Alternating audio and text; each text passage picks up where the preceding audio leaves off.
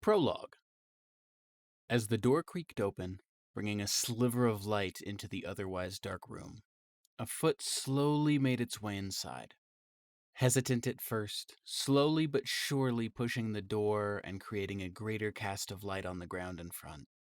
As the foot broke the threshold, followed in tow by the second foot, still quite hesitant, a voice emanates, low and whispered, talking out loud, mostly to itself. "Easy there, fine fellow, easy. Wouldn't want to trip and burn ourselves."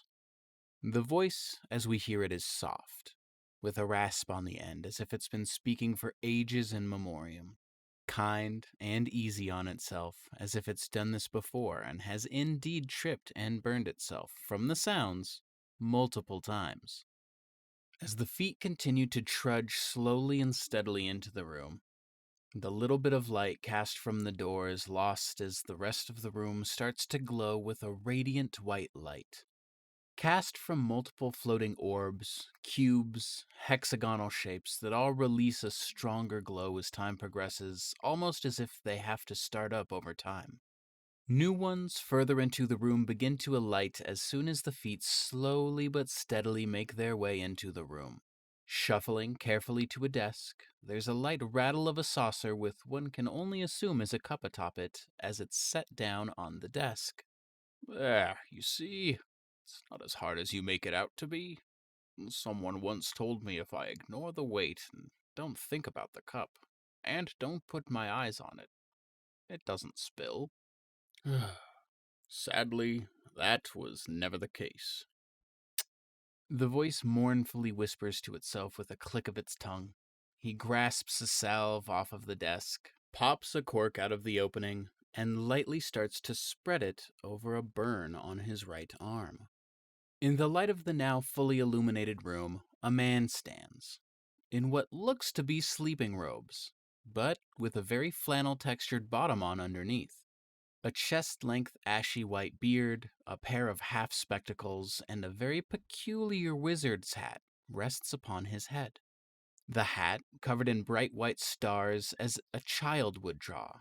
The fabric, a dark purple-dyed leather that looks so much like actual fabric, no one would guess it was made of wyvern skin. The man pops the cork back into the jar's opening and begins to stretch delicately, reaching towards the heavens and back down to the earth, following this same routine multiple times with a bit of a body twist in between each reach. Afterwards, he rounds to the other side of the desk, sits with a plop in the chair, leans back on it, and sighs. Unlock your potential.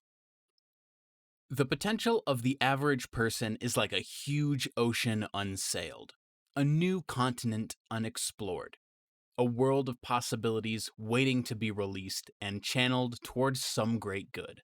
Brian Tracy. Success is goals, and all else is commentary.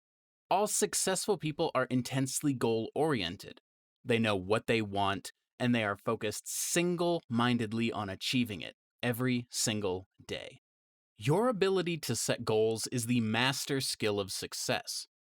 Goals unlock your positive mind and release ideas and energy for goal attainment. Without goals, you simply drift and flow on the currents of life. With goals, you fly like an arrow, straight and true to your target. The truth is, you probably have more natural potential than you could use if you lived 100 lifetimes. Whatever you have accomplished up until now is only a small fraction of what is truly possible for you. One of the rules for success is this: it doesn't matter where you're coming from. All that matters is where you're going. And where you are going is solely determined by yourself and your own thoughts. Clear goals increase your confidence, develop your competence, and boost your levels of motivation. As sales trainer Tom Hopkins says, goals are the fuel in the furnace of achievement. Chapter 2. A Beautiful Day. It was one of those perfect autumn days, so common in stories and so rare in the real world. The weather was warm and dry, ideal for ripening a field of wheat or corn. On both sides of the road, the trees were changing color.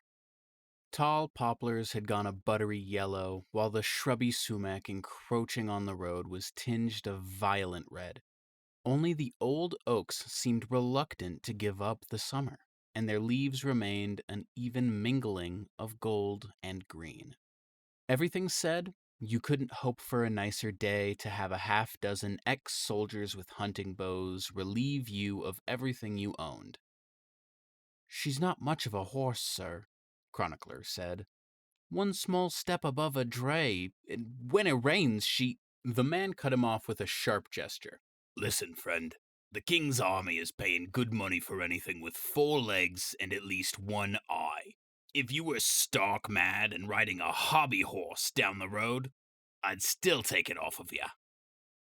Their leader had an air of command about him. Chronicler guessed he had been a low-ranking officer not long ago. Just hop down, he said seriously. We'll get this done with, and you can be on your way. Chronicler climbed down from his horse. He had been robbed before, and knew when there was nothing to be gained by discussion.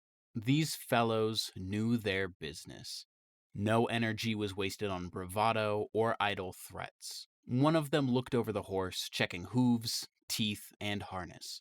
2 others went through his saddlebag with a military efficiency, laying all of his worldly possessions out on the ground.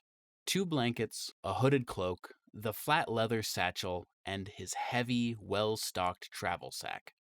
"That's all of it, Commander," one of the men said, "except for about 20 pounds of oats."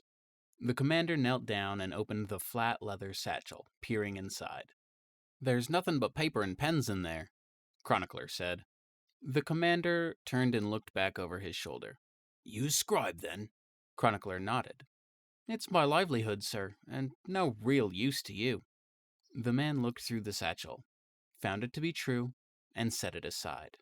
Then he upended the travel sack onto Chronicler's spread cloak and poked idly through the contents.